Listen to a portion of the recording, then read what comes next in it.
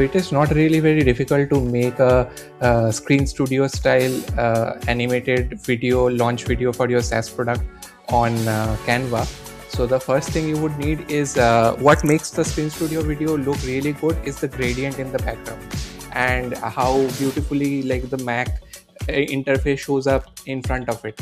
Okay, so since we are on Windows and we don't have that tool available for us, so we can very well do it with Canva only. As you can see, you can choose the gradients from the elements menu. I have already chosen the specific gradients that I like for my video. So this is changing, by the way. I don't use the same gradients in every video.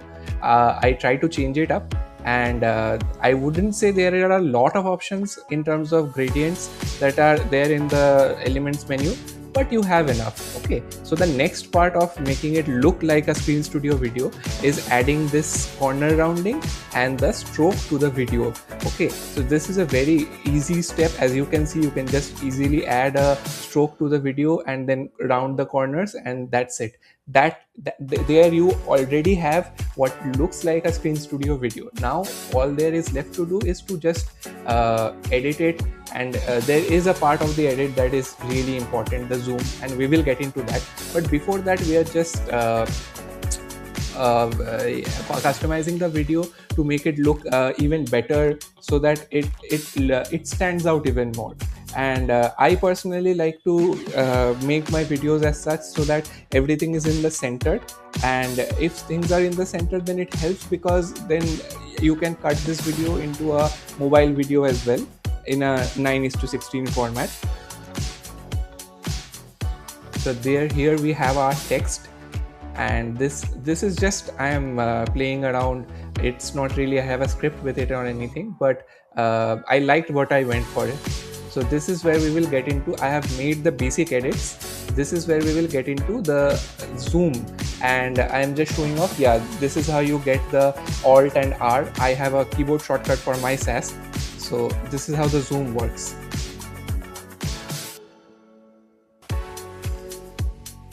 The Alt and R are not really difficult. You can find it in the graphics. So the zoom specifically works.